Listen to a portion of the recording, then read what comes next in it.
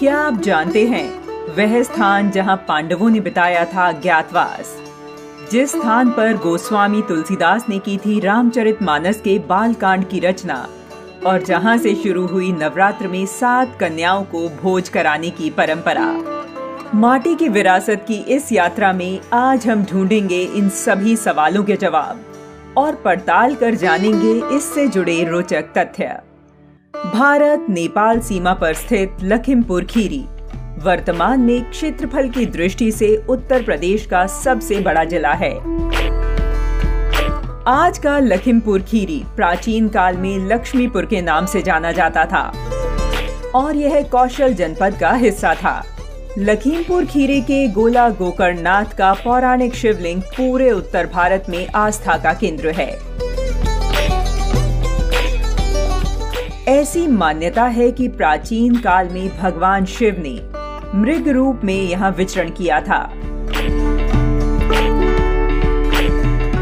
भगवान विष्णु ने स्वयं यहाँ शिव का श्रृंग स्थापित किया था, इसलिए यह नगर गोला गोकर्णनाथ और छोटी काशी के नाम से प्रसिद्ध है, जिसका वर्णन वाराह पुराण में भी मिलता है।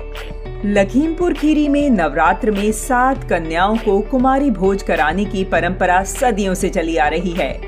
आमतौर से देवी के 9 रूपों की पूजा होती है, लेकिन यहाँ 7 ही कन्याओं को भोज कराने की परंपरा है। इसके पीछे की पौराणिक कथा लखीमपुर से जुड़ी हुई है। इस परंपरा को महाभारत कालीन राजा बेन की 7 कन्याओं से जोड़ा जाता है। महाभारत कालीन राजा बेन का साम्राज्य नेपाल से लेकर पीलीभीत जिले के देहुआ नदी के बाएं किनारे से गोमती नदी के बाएं किनारे के समस्त भूभाग और सीतापुर जिले के हर गांव तक फैला था, जिसकी जानकारी लखीमपुर खीरी के डिस्ट्रिक्ट गजेटियर में भी उपलब्ध है। राजा बेन के 7 पुत्रियां और पुत्र विराट हुए। पांडवों ने 12 वर्ष के वनवास के बाद 1 वर्ष का अज्ञातवास राजा विराट के साम्राज्य में ही बिताया था। इसके प्रमाण मोहम्मदी तहसील के बलमिया बरखर में मिलते हैं। वहां स्थित महाभारत कालीन टीले, सरोवर और मंदिर पांडवों के अज्ञातवास के साक्षी हैं। राजा बेन की पत्नी मां भगवती की परम भक्त थीं।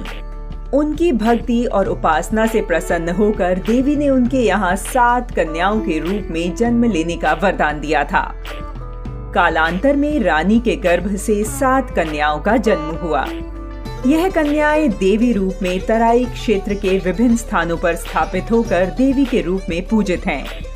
लखीमपुर में संकटा देवी, शीतला देवी, वंकटा देवी, नैमिषारण्य की ललिता देवी, गोला की मंगला देवी और उत्तराखंड की मां मनसा देवी, मां पूर्णागिरी देवी राजा बेन की ही देवी स्वरूपा कन्याएं मानी जाती हैं और इन्हीं के नाम से 7 कन्याओं को भोजन कराने की परंपरा आज भी हमारे समाज में प्रचलित है।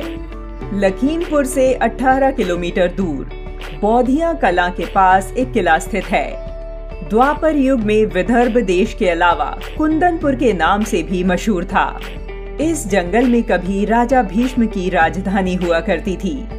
वर्तमान में राजमहल मिट्टी में बदलकर टीले का रूप धारण कर चुका है। राजमहल से 2 किलोमीटर दूर काली माता का मंदिर है, जिसमें राजा भीष्म की पुत्री रुक्मणी पूजा पाठ करने जाया करती थी। स्थानीय मान्यता है कि भगवान श्री कृष्ण ने इसी मंदिर से रुक्मणी का हरण कर ब्याह रचाया था। लखीमपुर खीरी का उत्तरी भाग राजपूतों द्वारा 10वीं सदी में बसाया गया था। यहाँ की परंपराएं इसे हस्तिनापुर की चंद्रचौड़ के शासन से जोड़ती हैं।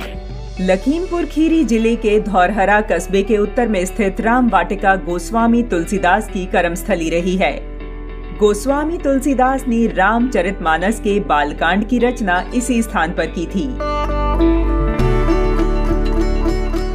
लखीमपुर खीरी की इस यात्रा में बस इतना ही। आप माटी की विरासत की इस विशाल जानकारी को लोगों के साथ शेयर कीजिए। हमारे चैनल को सब्सक्राइब कीजिए और लाइक कीजिए। उत्तर प्रदेश के ऐसे ही गौरवशाली विरासतों को खंगालते हुए अगले एपिसोड में एक नई जानकारी के साथ हम आपके सामने फिर आएंगे।